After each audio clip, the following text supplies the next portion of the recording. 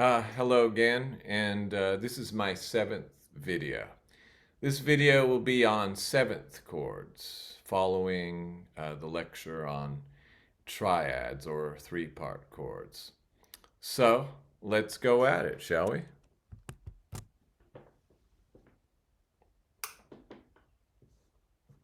So, in one of the last videos, we talked about triads and we put them up the scale. And now we're going to talk about 7th chords and move those up the scale. So with the 7th chord, you're going to add another third above the triad, and sometimes it's a major third and sometimes it's a minor third. So the first chord, built on C, is a C major 7th. The reason for that is that you have a major third and you have a major 7th. The 2 chord in the key of C is a D minor 7th. The reason for that is because you have a minor third and you have a minor 7th. Okay, you have to have both of those things to make it minor 7th chord. The 3 chord is the same as the D minor chord. So 3 in the key of C, or in any key, 3 is a minor 7th. This is an E minor 7th. You have a minor third and you have a minor 7th, just like the D minor. Okay, the 4 chord is a major 7th chord. And again, like the C major 7th, you have a major third and you have a major 7th. And then the next chord, this one's a little bit different because you have a major third and you have a minor 7th. So you have a major third and you have a minor 7th. We haven't seen that yet. And so what that makes this chord is a dominant 7th, and it's built on the 5. Okay, so 5 is dominant. This is a dominant 7th chord. So in jazz musicians, we tend to just call this a 7th chord. It's a G 7th chord, but you can't call anything else as just a 7th chord. It'll be very confusing. So don't. This is the only one. It's G 7th chord, 5 chord.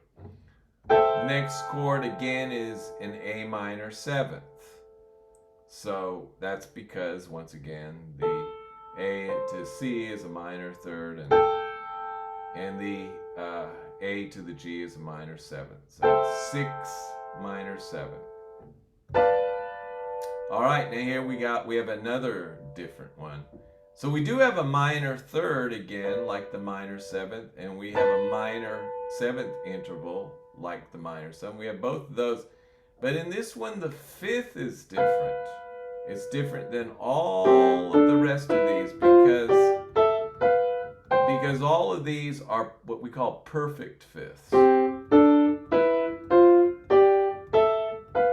except for this one. They're all perfect fifths. This one is a little smaller because this would be a perfect fifth. However, this F sharp is not in the key of C.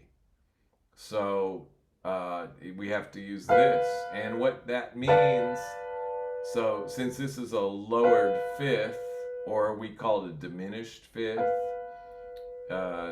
interval, then this is what we call a half diminished chord, a half diminished 7th.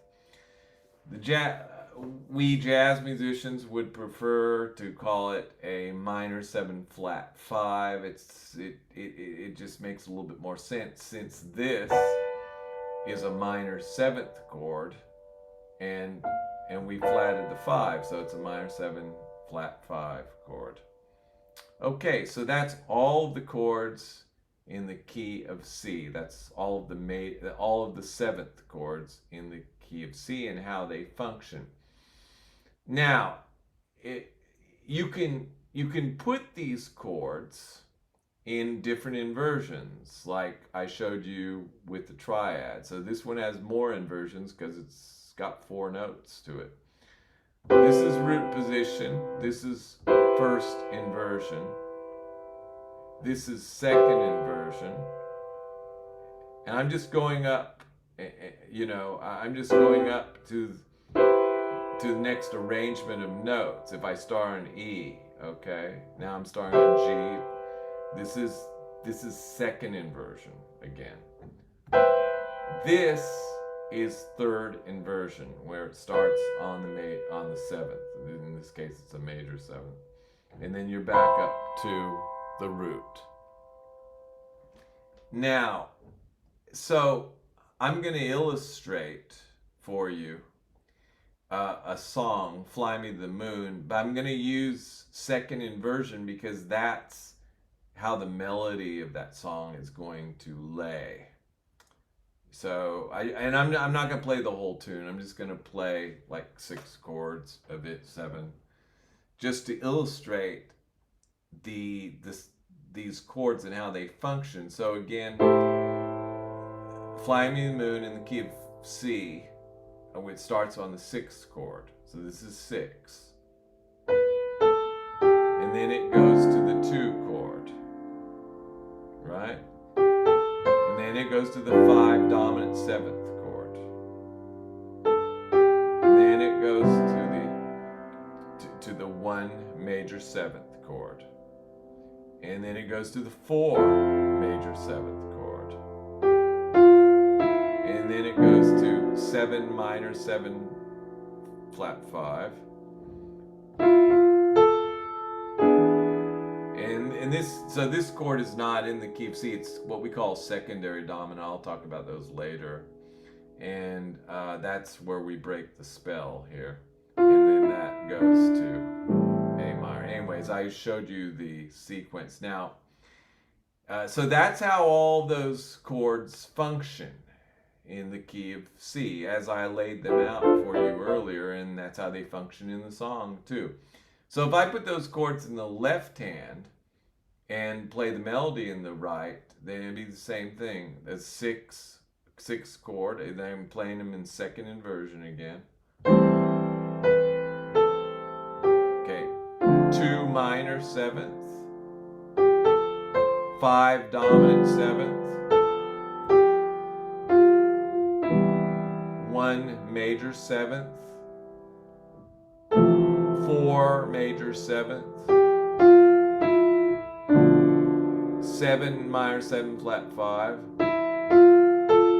and then this is what we call 5 of A minor, and it goes to the A minor. Anyways, that's all that I wanted to go through with the tune, because that's how those chords relate to inside Fly Me to the Moon. And you'll notice that since it's going in a fifths pattern, or it's largely the cycle of what we call the cycle of fifths, that if I start here, I can just drop the bottom 2 notes, and then drop the top 2 notes, and then drop the bottom 2 notes, and then drop the top 2 notes, and then drop the bottom 2 notes, and and work my way down like that. So that's all for this video. That's how the 7th chords work in a diatonic key. Thank you very much.